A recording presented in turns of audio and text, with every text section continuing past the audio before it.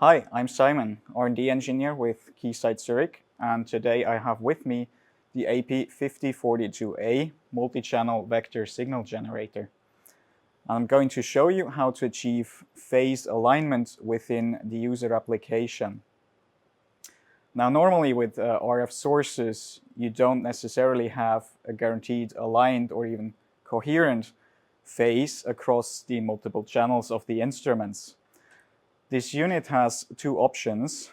First one is phase coherent switching, which guarantees a repeatable coherent phase across multiple channels.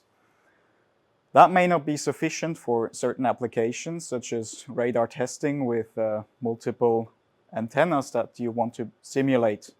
There, it is crucial to have an aligned phase, and not just at the reference plane of the RF output, but within the application itself, so right at the antenna where you want to do a simulation. Today, for the demo, I have this AP5042A with two channels. I have it connected to this real-time oscilloscope, where you can see the waveform in the time domain of both RF outputs. I have provoked a little bit of a situation with the extra long RF cable on one of the output channels, which then in turn, of course, produces a delay and therefore a phase difference between the channels. But that's not the only issue. A much more subtle issue is that the AP5042A, or in fact any RF generator, has an internal life. So when you do a change in frequency or power, there's some internal switching going on that's hidden from the user.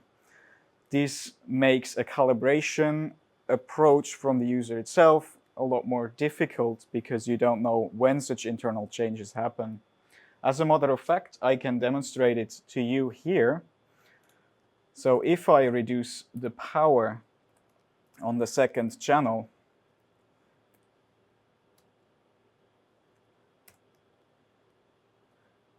and even reduce it further, you will see a phase flip on the second signal. I know that this happens at this particular point, but normally you wouldn't know that. Now with the phase calibratable mode, you can lock the multi-channel vector signal generator into a mode where it limits internal switching, and it actually reports back at which points such internal switching happens, therefore making it necessary to calibrate the phase. This is really a good thing because it reduces the amount of calibration points that you want to calibrate your phase at. Now, if I'm in my application here, I can query the device and it will report back both a list of frequencies and power levels at which such switching happens. So those are the recommended calibration points. I will now enter the special calibration mode, and I will go back to the original signal state. Now, on the scope, you can see that the phase difference between the two channels is approximately 116 degrees. Now, this is not the most accurate way to measure the phase. This is purely to show how you would do it later in your application. So ideally, you would use something like a vector signal analyzer that gives you a much more precise phase measurement. I will go with 116 degrees.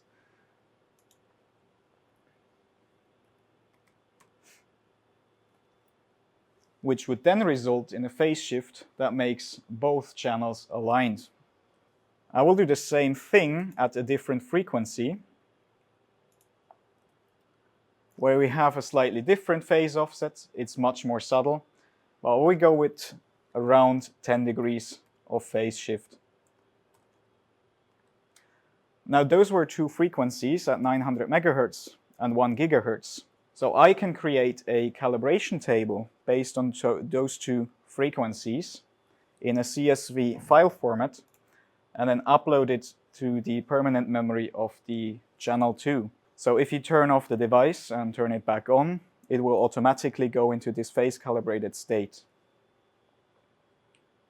We can then use that phase calibrated state in any operating mode of the vector signal generator. So you can play IQ data or any other feature that this unit offers. And as a quick demo, I'm going to perform a short sweep from 900 MHz to 1 GHz. And the phase remains aligned for the entire sweep. As you can see, with the phase calibratable mode, I have achieved to calibrate the phase and therefore have a phase alignment across multiple channels, not just at the RF output, but within the user application. Therefore, I moved the reference plane into where it is needed. I have also shown you how to do a calibration with much fewer calibration points, therefore making the calibration process much quicker. Thank you for watching.